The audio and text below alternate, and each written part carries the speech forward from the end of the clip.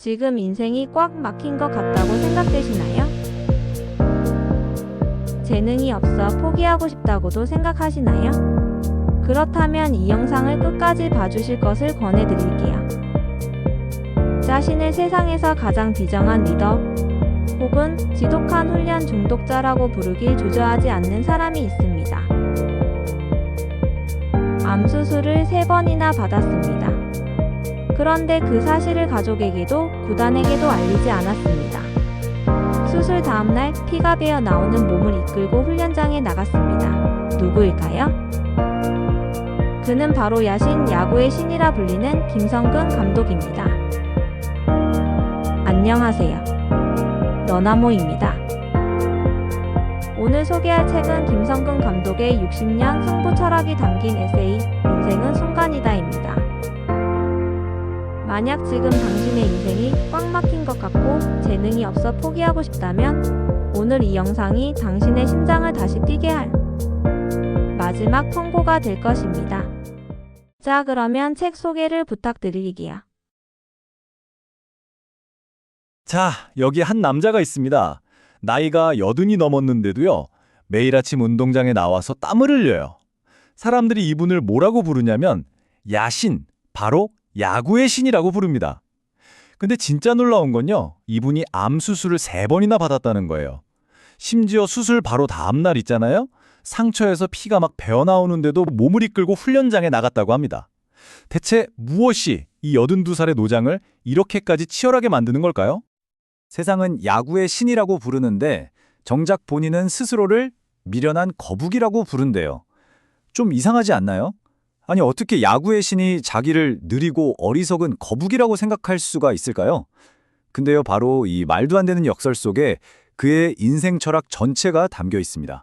자, 그럼 그의 이야기 제1장으로 들어가 보죠. 그 시작은요, 바로 결핍이었습니다. 그러니까 그의 인생 전체가 무언가 부족한 상태에서 출발한 하나의 긴 여정, 바로 그거였던 거죠. 그는 스스로를 이렇게 생각했어요.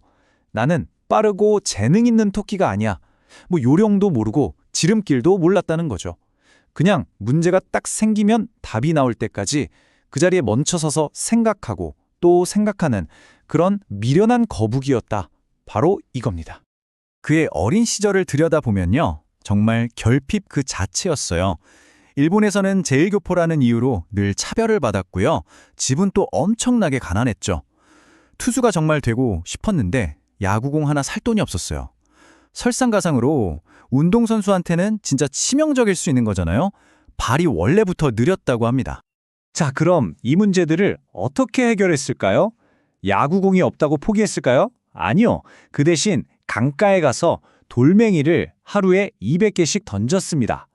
발이 느리다는 말에 좌절했을까요? 그것도 아니에요. 곧장 육상부를 찾아가서 방법을 물어봤고 내리막길을 달려보라는 조언을 듣고는 매일 1시간씩 정말 미친 듯이 내리막을 달렸다고 하죠. 바로 이 지점이 핵심입니다. 보세요. 그에게 결핍은 포기할 핑계가 아니었던 거예요. 오히려 아무도 가지 않는 새로운 길을 찾아내게 만드는 가장 강력한 원동력이었던 거죠. 그렇다면 말이죠. 이 결핍 속에서 태어난 거북이는 어떻게 그 재능 있는 토끼들이 가득한 프로의 세계에서 이길 수 있었을까요? 그의 승리 전략은요, 정말 아주 독특합니다.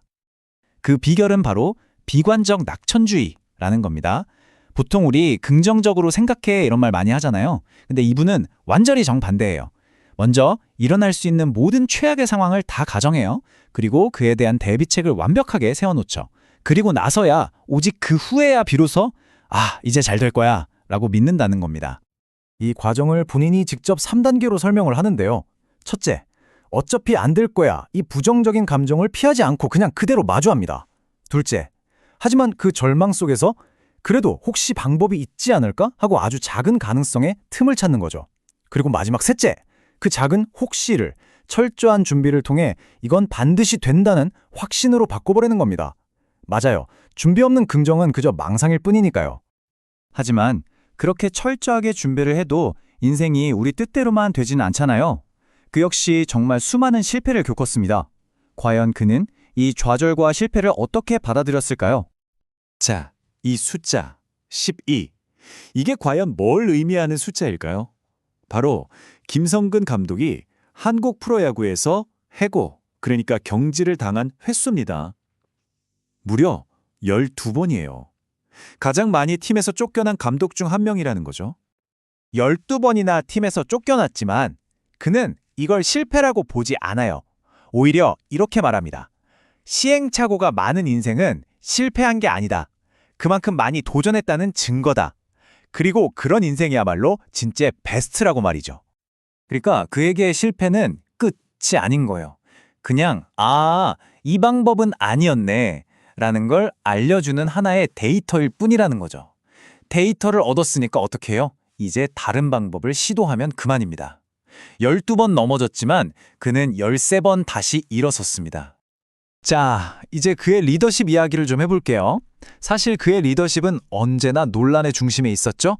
흔히 지옥훈련이라고 불리잖아요. 과연 그의 방식, 그 이면에는 어떤 철학이 숨어 있었을까요? 세상은 그를 이렇게 불렀습니다. 선수가 그라운드에 쓰러질 때까지 훈련시키는 피도 눈물도 없는 독재자. 바로 이렇게요. 하지만 이런 비판에 대한 그의 대답은요, 아주 간단하면서도 정말 깊이가 있습니다. 그게 뭐냐면 리더는 부모와 같다는 겁니다. 생각해보세요. 부모는 자식이 당장 편한 것보다 나중에 세상에 나가서 자기 밥벌이를 하면서 굳건하게 살아가길 바라잖아요. 그는 리더의 사랑도 똑같다고 밀었던 거예요. 그냥 달콤한 위로를 해주는 게 아니라 이 험한 프로 세계에서 버텨낼 수 있는 진짜 실력을 키워주는 것. 그것이야말로 진정한 사랑이다 이겁니다. 이 일화 하나를 보면 그의 철학이 아주 명확하게 보입니다. 2009년이었어요. 한국 시리즈에서 정말 아쉽게 준우승을 했을 때죠. 그때 구단주가 다가와서 잘 싸웠다고 위로를 건넸습니다. 보통은 고마워해야 하잖아요. 근데 그는 속으로 분노했다고 해요. 왜냐? 패자에게 위로는 독이다.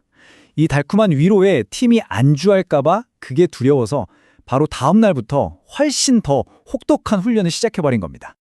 자, 이제 그의 야구와 리더십을 넘어서요. 그의 삶 전체를 관통하는 마지막 핵심 원칙을 한번 살펴보겠습니다.